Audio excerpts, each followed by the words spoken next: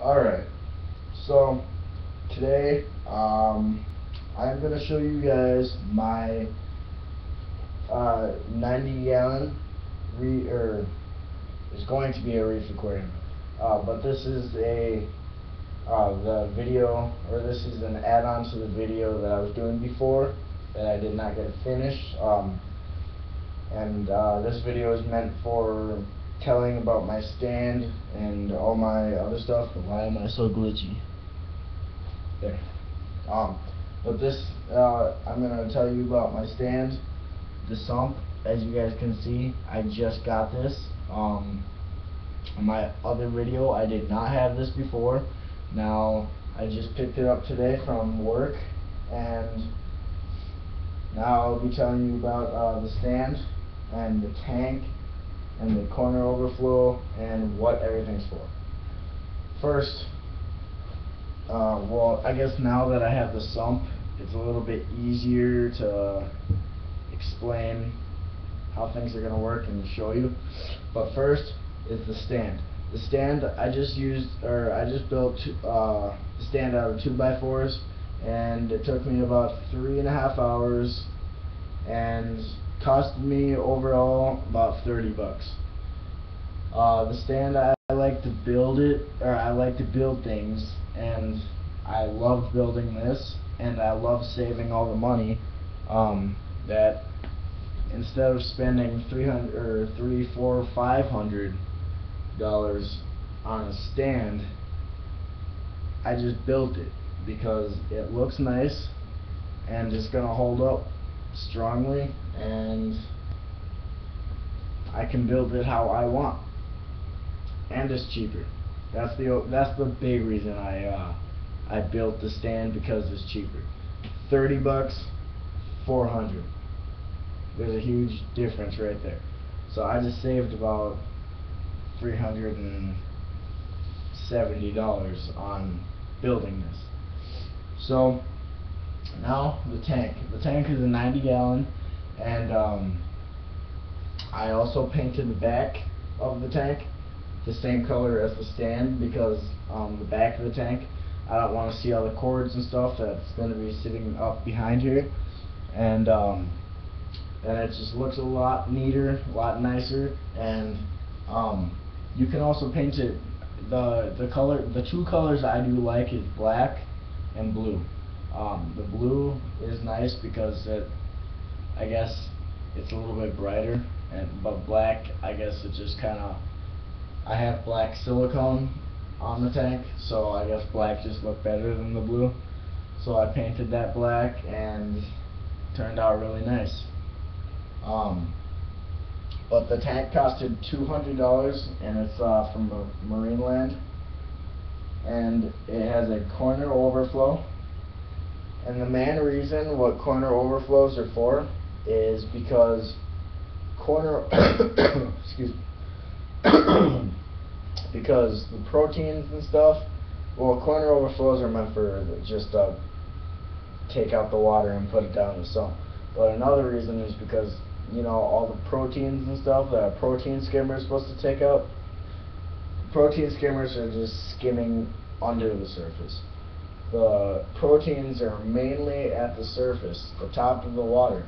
So they're going to get sucked down into the overflow, and that overflow is getting the top of the water, it's getting the surface. And it also has a fenced, or like a caged looking open right here, opening here, so it's sucking in water down here too. So it's getting the whole entire tank, and it brings it down into the sump, so I can have a,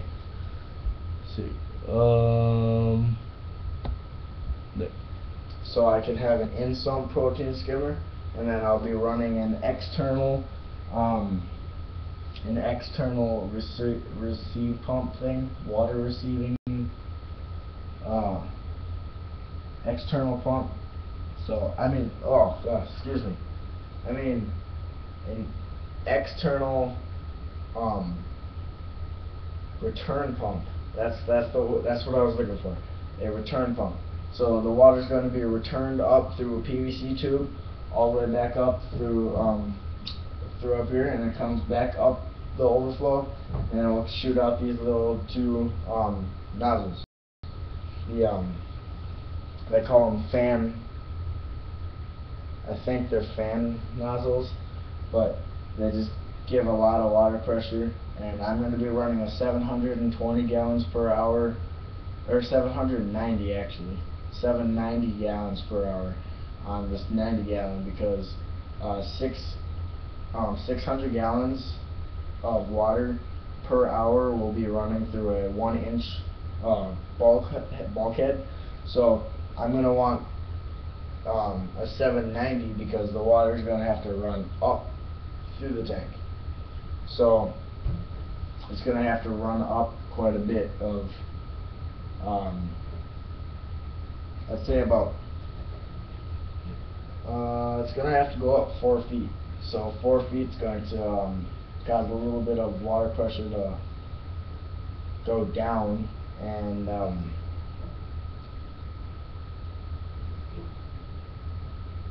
yeah.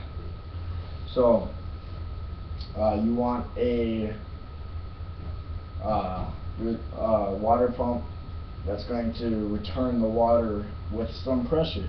You want it to be pressured, so you can have movement, flow through your tank. That's the main thing you do want in a reef tank. In a reef tank, the worst thing that could happen, well, okay, not the worst thing. The worst thing could, your tank can go and everything can die, and you have to buy everything and restart your tank and lose all your money. That could be the worst thing. But one of the worst things that you don't want is no flow in your tank. You want water flow, because that just gives everything life, and it's ocean-like. So these power heads are going to help with it, and that the return valves are going to help with that too. And I'm going to get another power head right over here in this corner, so you can also have a lot of water flow. And the water flow is going to help with the fish moving around a lot more, and you're not going to have a dead tank. You want living. You want everything to look like they're living, at least. So everything's going to work out really well if you have a good skimmer, heater, lighting, and flow. You want all those things, and salinity, water quality. But all those things are what you're going to need to have a decent tank. I've been doing this for almost a year now, and saltwater by far is the best, and I absolutely love it. And everything just, I find it easier, I guess.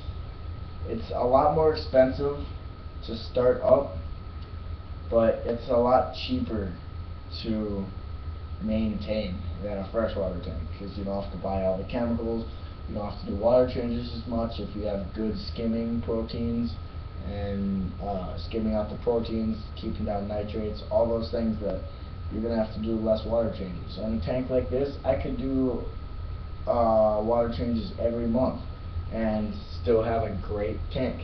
I choose to do it every, in my 40, I choose to have a water change every 2 weeks, but I didn't really need to do 2 weeks because my tank was running really well.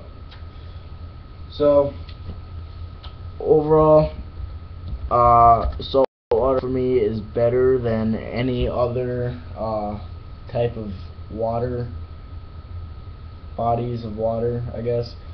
And the fish for me are just a lot more pretty. The prettiest fish I would see in freshwater is cichlids, and saltwater is just a lot better for me, and it's more fun, easier to keep,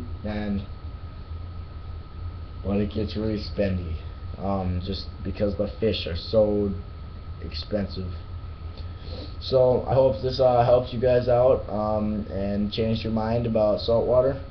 If there's any newbies that don't know about saltwater very much, I'll make more videos on when I get my tank all set up, and you guys will see everything, and Hopefully you guys can enjoy that through the screen, because you're not coming to my house ever. And yeah, so thanks for watching this video, and I'll have more videos on the tank when I get more things, and eventually it's going to be set up pretty soon. So thank you, and see you guys later.